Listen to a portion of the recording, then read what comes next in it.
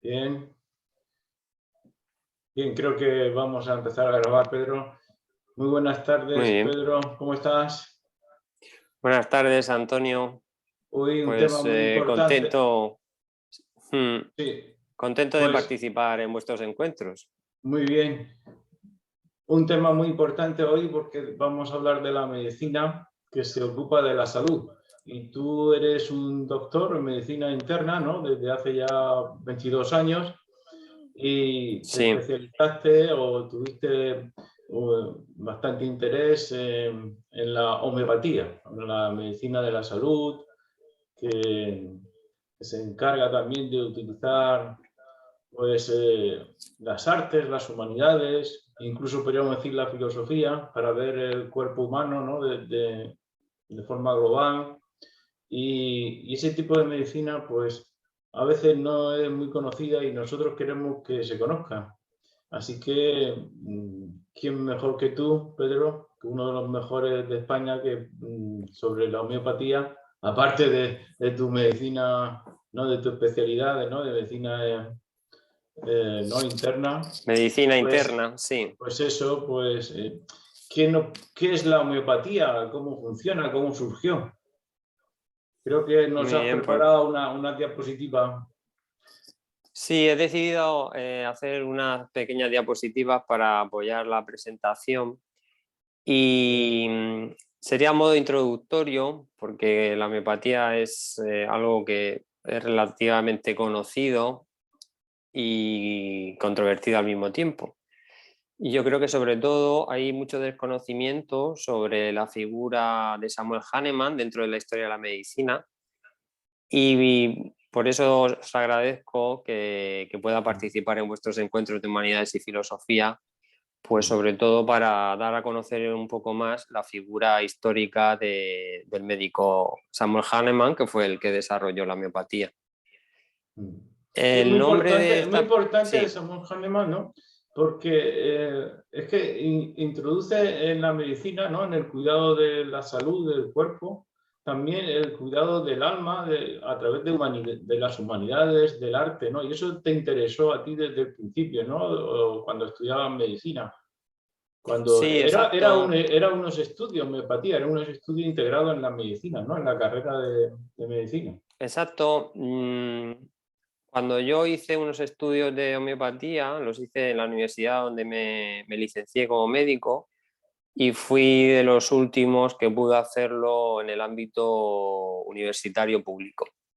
Ya esos cursos se finalizaron por toda la controversia que hay alrededor de la homeopatía y por eso siempre me ha interesado el tema de otros acercamientos a la salud de la enfermedad, incluso a veces usando pues, conocimientos de otras áreas como las humanidades o el arte, viendo la posibilidad de integrarlas en la práctica clínica.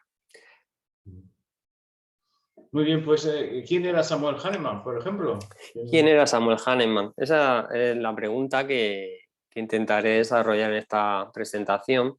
Y el título que elegí fue La búsqueda de un sistema racional de curación, porque realmente ese fue el principal objetivo que tuvo Samuel Hahnemann. La homeopatía es una de las terapias complementarias más conocidas y más controvertidas que existe. Lo que no mucha gente sabe es que está basada en la experimentación de sustancias en el cuerpo humano sano y en el principio de similitud entre estas sustancias y los síntomas. En palabras de Hahnemann, lo que puede producir un conjunto de síntomas en un individuo sano puede tratar a un individuo enfermo que manifieste un conjunto similar de síntomas. Se considera el año 1796, o sea, hace más de 200 años, como el inicio de la homeopatía. El término homeopatía es un neologismo creado por el propio Hahnemann usando las palabras griegas homoios, semejante, y patos, enfermedad. Y utilizó por primera vez este término en un ensayo publicado en el año 1807. Entonces, Hahnemann. ¿Quién fue Hahnemann? Pues Hahnemann es un personaje muy interesante desde el punto de vista histórico, como he dicho al principio. Hahnemann fue médico, químico y botánico. Además fue un escritor muy fecundo y tradujo numerosas obras, dado que tenía buenos conocimientos de idiomas, incluyendo el latín y el griego. Hahnemann, desde el comienzo de su actividad como médico, protestó enérgicamente contra el abuso e ignorancia que existía en la práctica médica de su época. Eso le valió grandes enfrentamientos y numerosos detractores desde el principio. ¿Y Es eso una como, circunstancia que... qué, Dime. qué criticaba exactamente? ¿Qué criticaba? Porque claro, en la Eso, medicina sabemos que hay dos vertientes, la hipocrática, ¿no? Y la de Galeno. ¿Cómo era esa medicina? ¿Era todavía un poco salvaje o eso cómo? luego lo desarrollaré brevemente, pero sobre todo el enfrentamiento sobre el que protestaba Hahnemann se basaba en la ausencia de una experimentación de las teorías con las que se usaban determinados tratamientos en los pacientes. Él también protestaba con el uso de dosis excesivas de sustancias, muchas veces tóxicas, y con el uso de polifarmacia o combinados de remedios sin que hubiera una experimentación previa. Él defendía que cada persona era diferente y debía ser tratada de forma individualizada y con moderación. Era otra de las críticas que hacía Hahnemann, porque muchas veces los tratamientos que se usaban eran pues, en forma de protocolos y no se tenía en cuenta la persona como tal. Y como has comentado tú hace poco, Hahnemann también insistía en la importancia de las medidas preventivas o favorecedoras de la salud, como la higiene, dieta, ejercicio físico y una vida Que, relajada. que eso está muy de moda ahora. Eso es lo más actual de la medicina. Sí, se El puede deporte. decir que Solo hay que ver la gente que hace sí, deporte, que sale. Nunca se ha visto tanta gente haciendo deporte. sí, lo que quizás Y, nos y haciendo, y, falte es, haciendo, y haciendo dieta. Haciendo sí, deporte y haciendo dieta. lo que quizás nos falte es la vida relajada, ¿no? Pero bueno, Eso es, si padre, eso tenemos es, sí. 3 de esas 4 piezas, pues Sí. mejor que no Pero, tener pero ninguna. eso es cuestión del sistema económico, social y laboral que tenemos, que lo que hace es no considerar al ser humano como una persona, ¿no? Que debe tener serenidad y tranquilidad, sino como un robot al que se le puede hacer de todo. Entonces, hoy Sí, eso hablaba, hoy, daría también para otra hoy charla, hablaba, sí. la ministra hablaba en el Congreso de que ya a principios del siglo pasado se puso el horario de 40 horas. Pues habría que ir a la realidad y la mayoría de la gente tiene horarios muy superiores a 40 horas, con horas extraordinarias, se las paguen o no se las paguen, y llevan un ritmo de estrés y de vida en el trabajo que no es la tranquilidad, ¿no?, que recomendaría Samuel Hahnemann. Aparte de Sí, evitar los tóxicos que se entran al cuerpo, es necesario también ese tercer pilar de la tranquilidad. No es así, Pedro, la sí. tranquilidad de ver la De, vida de otra manera. de hecho, está reconocido desde hace ya mucho tiempo que el estrés mantenido es una auténtica pandemia. Ahora estamos bajo otra pandemia, pero las enfermedades asociadas y en relación con un estrés mantenido, un estrés crónico, se está demostrando, y no desde hace poco, sino desde hace varias décadas, como una de las claves de muchas de las enfermedades que sufrimos en la sociedad Y actual. ansiolíticos, España creo de los primeros países de Europa o del mundo en consumo de Sí, ansiolíticos eso a y de nivel otros tipos de mundial, drogas. el consumo de ansiolíticos ha aumentado y desde que estamos con la pandemia mucho más, pero ya es una tendencia que se veía en las últimas décadas, el aumento cada vez mayor del consumo de psicofármacos en la población. Pues ya Hahnemann, hace más de 200 años, comentaba la necesidad, sobre todo, de unas medidas preventivas para favorecer la salud y no solo tratar la enfermedad. Sí, en medicina se dice que estudian muchas enfermedades, estudia todas las enfermedades todos los tratamientos y remedios y fármacos y drogas que hay que darle, ¿no? Aparte de todo lo que tiene que ver con la enfermería, urgencias, ¿no? Pero que la salud, lo que es la salud, no hay ninguna asignatura que se denomine así, sino solamente enfermedades. Entonces la salud queda como algo negativo a lo que no es enfermo. Luego no se Bueno, existen define. las ciencias de la salud, curiosamente existen Sí, las ciencias de la salud se llama así, como pero no se define. asignatura o carrera, sí, pero es verdad que definimos más la enfermedad que la salud. No se define ni la salud, tampoco se define la ciencia, porque tampoco. Pero bueno, lo importante son los resultados. Y yo creo que Exacto. Hahnemann se dio cuenta, utilizando la razón, la racionalidad y la experimentación, que daba resultados su medicina, ¿no? ¿Cómo fue? ¿Cómo fue? Sí, vamos a ver. El proyecto vital de Hahnemann fue encontrar principios o leyes que pudieran guiar la práctica clínica mediante la experimentación en oposición a la especulación teórica que predominaba en su tiempo. Justamente lo que acabas de comentar fue el proyecto vital de Hahnemann. De hecho, desde el año 1790 hasta 1839, es decir, durante unos 50 años y hasta 4 años de su muerte, antes de su muerte, llegó a experimentar con 99 sustancias, anotando sus observaciones de la acción y efectos de dichas sustancias sobre el cuerpo humano. Realmente, Hahnemann fue un experimentador durante prácticamente toda su vida. Él anotaba... Un ejemplo Dime. práctico de los primeros que trató Hahnemann, ¿cuál fue? Para que tuviese tanto éxito, incluso formó una escuela que estuvo en París, en Estados Unidos, ¿no es así? Sí, él en principio, que también lo comento más adelante, debido a su labor de traductor y leyendo un texto muy conocido por un médico, creo que era escocés, encontró un párrafo en el que mencionaba la eficacia de la corteza de la quina, de la cual se extrae la cinchona o la quinina, para el tratamiento del paludismo. Entonces hubo algo que en la traducción a él le surgió la idea de experimentar los efectos de esa sustancia en sí mismo. De hecho, él experimentó en primer lugar en su propio organismo. Y a partir de ahí, él fue anotando las observaciones de los efectos que iba obteniendo con esta sustancia y otras más que fue desarrollando con otros discípulos que fueron uniéndose en su trabajo, y esa fue la base sobre la que la homeopatía y el trabajo de Hahnemann se fue desarrollando.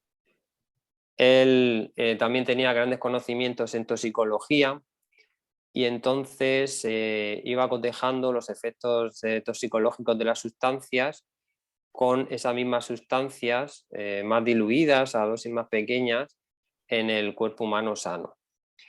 Y esa fue la base. Experimentó con muchas sustancias, experimentó con derivados minerales, derivados vegetales, y la corteza de la quina, la cinchona, fue una de las primeras sustancias con las que experimentó él. Pero eso llama mucho la atención a los que se acercan a la homeopatía por primera vez, lo de las diluciones. Cada vez se hacen más diluciones, todo eso, ¿por qué? ¿Por qué lo La gran hacías? controversia y la gran polémica que rodea a la homeopatía es que no se conoce el mecanismo de acción. Hay varias teorías, hay trabajos experimentales donde se evidencia que algo ocurre, pero es verdad que esa es una de las principales problemáticas que existe con la homeopatía. Parece que la actuación de las diluciones de estas sustancias tiene efectos a nivel del sistema inmunológico. Eso pues, se ha evidenciado en investigación básica, y el problema es que no hay un cuerpo de evidencia científica que confirme con total claridad el funcionamiento. Tampoco es plausible el funcionamiento de la homeopatía, puesto que las sustancias que se diluyen llegan a un punto de dilución en el que no existe el componente activo, por así decir. Entonces es muy difícil desde el punto de vista químico, o casi imposible el determinar que algo donde no existe una sustancia tenga efecto en el cuerpo humano. Hay teorías sobre el funcionamiento de estos remedios o estos medicamentos, pero por desgracia hoy en día todavía no está confirmado científicamente. Pero insisto, la controversia siempre estuvo desde el primer momento. Bueno, pero él obtuvo resultados positivos y Sí, aunque no es una exigencia, pues tuvo curaciones, ¿no? Lo que trataba sí, era... eso, exacto, sí. A ver, por eso digo que la persona de Samuel Hahnemann es muy interesante desde el punto de vista histórico, porque él, gracias a sus conocimientos en idiomas, incluyendo griego, latín, fue un estudioso de los textos clásicos dentro de la medicina. De hecho, aquí he puesto de ejemplo a Hipócrates, a Galeno y a Paracelso. Se podría considerar que estas fueron, en la época de Hahnemann, tres principales personajes históricos dentro de lo que es la historia de la medicina. Con Hipócrates compartía la cualidad de la observación, con Galeno la de la divulgación y con Paracelso el aspecto de impugnación, de crítica, de las prácticas que no tenían una base sólida. De hecho, siempre Hahnemann también compartía la locución asignada a Hipócrates de que primero todo médico debía evitar hacer daño, segundo debía prevenir y tercero debía curar. Entonces, esto siempre estuvo también siempre implícito en la obra de Hahnemann y es algo que yo creo que es importante tener en consideración. Ante todo, siempre hay que evitar ocasionar un daño añadido cuando estamos tratando a pacientes, siempre y cuando sea posible. Siempre tiene que primar un aspecto conservador de lo que hagamos con nuestros pacientes. Y también hay que tener en cuenta la época en la que Hahnemann vivió. El siglo XVIII fue una época de progreso, de gran progreso de los conocimientos racionales y al mismo tiempo de perfeccionamiento de las técnicas de la ciencia. La verdad es que fue una época muy revolucionaria, una época convulsa y una época en la que Hahnemann pues se vio influenciado por los principales filósofos y corrientes de pensamiento de su época. Gente que ha estudiado los escritos que son numerosos de Hahnemann, porque hay escritos médicos, hay ensayos, hay escritos filosóficos, ven mucha influencia de la obra de Rousseau y de la obra de Immanuel Kant. De hecho, la publicación de Crítica de la Razón Pura en el año 1781 coincide con los primeros años de estudio de Hahnemann. De hecho, una de sus principales obras se vio muy influenciada por la obra de Kant. Él comenzó sus estudios superiores en el año 77 en la Universidad de Leipzig y ahí parece que entró en contacto con las dos corrientes de pensamiento vigentes en su tiempo. Una se aferraba a lo experimental, a lo tangible, y la otra aceptaba una especie de fuerza o de espíritu de la materia a la cual daba vida, organizaba y preservaba. Al mismo tiempo, los estudios fueron poco fructíferos para él porque enseguida se dio cuenta de que cada profesor exponía como una teoría personal y un propio sistema filosófico en contradicción con el de sus colegas. De hecho, no finalizó los estudios en Leipzig, tuvo unos años de práctica clínica en un hospital por una orden religiosa que le puso también en contacto con el tratamiento de los pacientes enfermos y las cosas que había ido él aprendiendo en sus estudios universitarios, veía que no daban resultado y que no conseguía curar a sus pacientes. Finalizó sus estudios en una universidad de reciente creación en Erlangen, en Franconia, y se doctoró en el año 1779.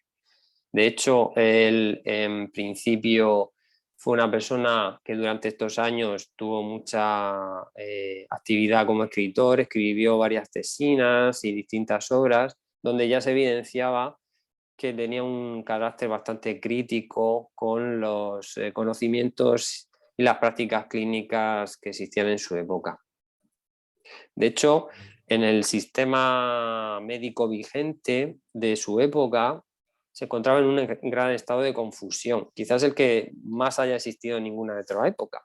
Curiosamente, había numerosos avances en el conocimiento anatómico y patológico del cuerpo humano, pero no así en el tratamiento de los enfermos. Y eso fue algo que Hahnemann evidenció desde el primer momento.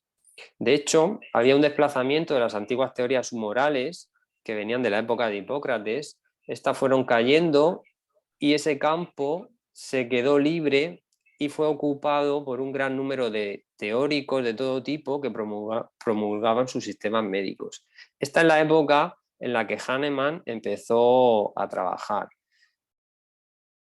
De hecho, en este cuadro, que fue pintado por un pintor ruso en el año 1857, después de la muerte de Hahnemann, se ejemplifica un poco la situación en la que se vio Hahnemann sometido a tratar a sus pacientes. He de decir que Sí, Hahnemann... ahí se ve a Hahnemann, ¿no? Sí, Se ve claro, a la en el lado... derecha hay, en el cuadro hay como dos partes. En la parte derecha estarían distintas pues figuras o deidades asociadas con la medicina. De hecho, creo que se ve de espalda con una túnica roja a Esculapio o a Asclepio, el dios de Sí, la medicina. con la Y serpiente. justo a la derecha está la figura de Hahnemann presenciando pues, el tratamiento de un paciente. Obviamente esto pues, se puede considerar como una sátira, es un cuadro pues, bastante intenso en lo que es la escena de la izquierda, pero resumiría un poco la situación de caos en la que se encontraría la práctica médica de su época. Aquí pues, se puede Tenemos apreciar al que lado de Hahnemann tenemos a diosa Atenea, ¿no? Creo que es Atenea, o de sí, la creo que razón, sí. Sí, no. la justicia. Y vemos Sí, ahí es un. un cuadro de tratamiento médico ahí un poco salvaje, ¿no? Sí. Galeno ahí cortando la pierna, poniendo sanguijuelas sin tampoco rigor, ¿no? Sin rigor actual, ¿no? Sí, Pero... esto. Claro, esto es lo que Hahnemann criticaba, sobre todo estos tratamientos no tenían una experimentación y había pues muchísimos tipos de tratamientos, todos basados en sistemas teóricos que iban cambiando con mucha frecuencia. De hecho, en la izquierda pues se podría apreciar un poco la alegoría de esos numerosos sistemas teóricos de tratamientos de los pacientes, porque se pueden contar hasta 5, 6, 7 galenos, se puede decir, y entonces uno pues pone como una megadosis en la boca del paciente, otro le aplica sanguijuelas, otro aplica o una amputación. Otra de las técnicas que era muy habitual en esa época eran las venesecciones con sangrías, que muchas veces pues empeoraba la situación clínica del paciente. Entonces, yo creo que esto es algo que conviene recordar y contextualizar el momento histórico en el que Hahnemann, como médico y divulgador, le tocó trabajar. Pero es que no Entonces, no se habían descubierto los antibióticos ni la no, es una medicina ni nada. época, claro, Es finales más del siglo reciente. XVIII, claro, finales del siglo XVIII hasta casi mediados del siglo XIX, que es cuando murió Hahnemann.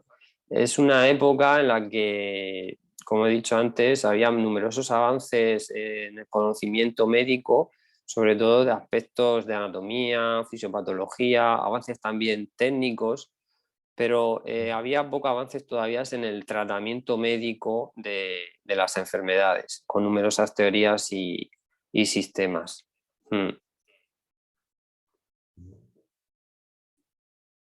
De hecho, aquí y ya un poco me quedan muy pocas diapositivas, pero sí que quería ejemplificar aquí con algunas fechas, pues determinados momentos en la vida de Hahnemann que son importantes.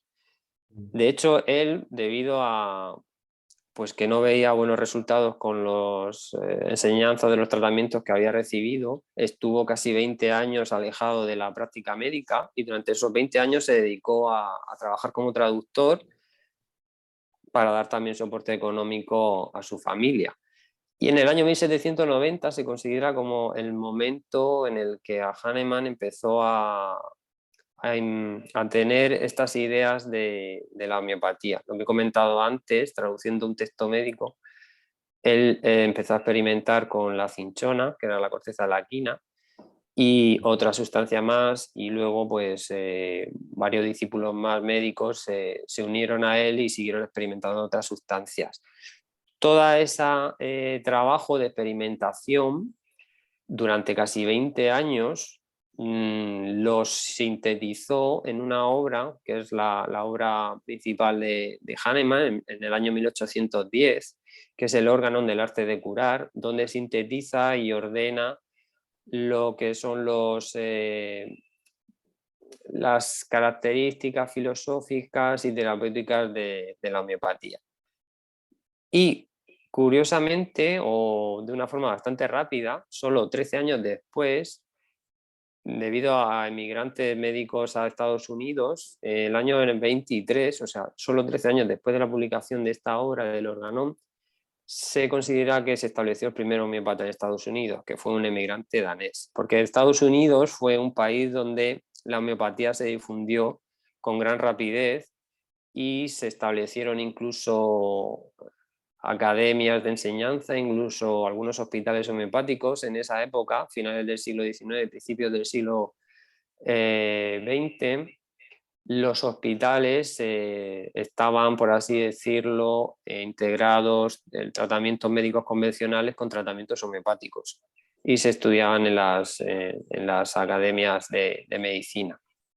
Él siguió investigando porque se dio cuenta que con los tratamientos que iba desarrollando no llegaba al tratamiento y a la curación de sus pacientes y escribió otro libro, el Tratado de las Enfermedades Crónicas, donde avanza más y establece una teoría de los miasmas que se podría traducir como la predisposición genética que impediría la evolución favorable de los tratamientos. En el año 1835 él se traslada a París y en París también fue un momento importante para la difusión de la homeopatía, primero en Europa y luego fuera de Europa, porque hasta prácticamente el año 1810 o 1823, fuera del área donde vivía él en Alemania, era poco conocida la homeopatía todavía en Europa. De hecho, en el año 1835 también es cuando se establece la primera academia de enseñanza en Estados Unidos, o sea que casi fue contemporáneo el desarrollo en Estados Unidos y en Europa en vida del propio Hahnemann, que Hahnemann murió en París en el año 43 a la edad de 88 años y él prácticamente siguió trabajando hasta pocos meses antes de su muerte. Esta es la obra principal de Hahnemann y ya solo en el título se nota que Hahnemann quería emular otros escritos filosóficos como el de Kant y otros filósofos, y el nombre que le dio a esta obra fue Organon porque quería compilar los fundamentos filosóficos y médicos de la homeopatía, a modo de leyes y principios, que era algo habitual también que se estaba desarrollando en otras ciencias y no solo médicas. Está escrito a modo de aforismos o de parágrafos y contiene 291 aforismos donde él aborda de una manera global el enfoque del tratamiento de las enfermedades.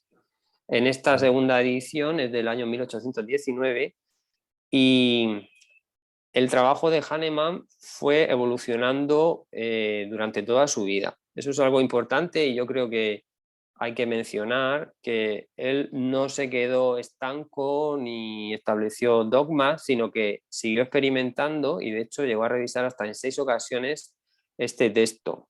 Eso yo creo que demuestra que Hahnemann era una persona muy dinámica, flexible Y muy y que seguía racional. introduciendo... ¿Perdón? Muy racional y favorable a la experimentación. Por ejemplo, si hubiera conocido la genética, hubiera seguido investigando, ¿no? Cómo llevar su homeopatía utilizando la genética, ¿no? Pues muy posiblemente. Él era un estudioso y era una persona con, pues yo creo que podríamos decir con altas capacidades si le hubieran hecho algunos test hoy en día, porque era una persona que ocasionaba quebraderos de cabeza a sus discípulos o a la gente que se aproximaba a la homeopatía porque iba cambiando ciertos aspectos de lo que es así el cuerpo fundacional de la homeopatía conforme sus experimentaciones y la de sus discípulos se iban desarrollando. O sea, para nada era un conocimiento estático, sino todo lo contrario. Ni dogmático, No, ni de hecho, limitado. me gustaría mencionar los 2 primeros aforismos que aparecen en esta obra, en el órgano, porque yo creo que sintetizan muy bien cuál era el objetivo de Hahnemann. El primer Sí. aforismo dice que la única y más elevada misión del médico es la de restablecer la salud en los enfermos, que es lo que se llama curar. Y el segundo, acto seguido, dice que el ideal más elevado de una curación es restablecer la salud de manera rápida, suave y permanente, o quitar y destruir toda la enfermedad por el camino más corto, más seguro y menos perjudicial, basándose en principios de fácil comprensión. Es un texto escrito a la manera de Hahnemann y un poco a la manera de la época, que eran siempre textos muy rebuscados. En estos textos también se incluían muchas locuciones en griego, en latín, pero describe, yo creo que muy bien y ya desde el principio, las ideas que tenía Hahnemann sobre el tratamiento de los enfermos.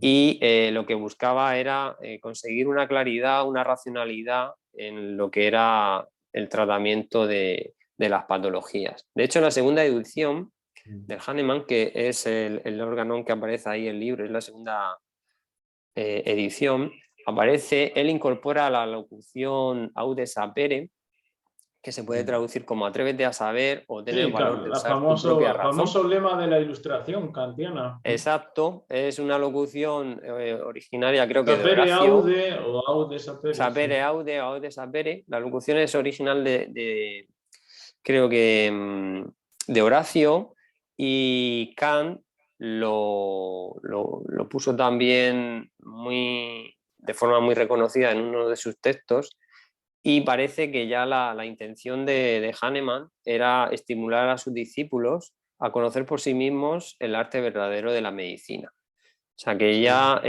yo creo que estaba claro que Hahnemann quería una forma racional de tratar y estudiar las enfermedades en la época en la que él le tocó vivir y trabajar.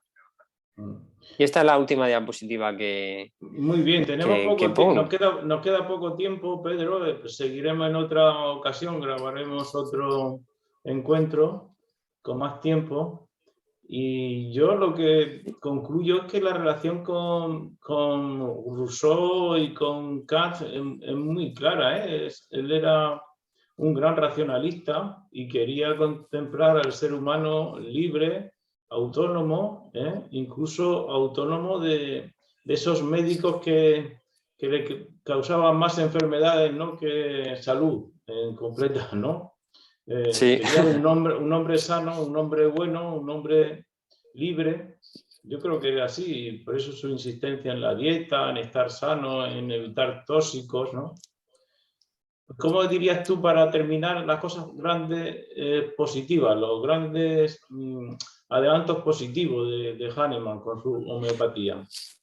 Pues yo creo que Hahnemann habría que considerarlo dentro de la historia de la medicina, a pesar de los detractores y pues los aspectos controvertidos, como una persona muy humanizador o muy humanista, con un sentido muy importante de la responsabilidad con sus pacientes, y una persona sobre todo que quería que los tratamientos de las personas enfermas tuvieran una base racional, que no se basaran en la especulación y sí en la experimentación. Y era una persona con un espíritu científico, yo creo que muy importante, y que nunca dejó de evolucionar en sus conocimientos. Siguió investigando y siguió actualizando todos sus conocimientos y sobre todo buscando el bien de la humanidad y el bien de la atención a las personas enfermas. Él fue eminentemente clínico, pero al mismo tiempo experimentador, y esa es la combinación perfecta que debería tener todo médico hoy en día.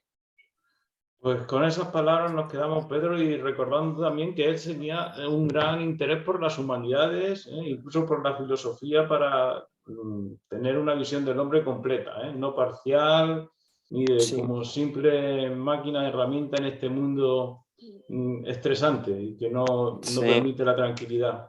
Pues muchísimas gracias y seguimos en otra ocasión. Un abrazo fuerte. Ahora Muy detengo bien, la muchas grabación gracias. y seguimos Gracias, hablando. Antonio. Gracias a todos. Gracias a Adiós. ti.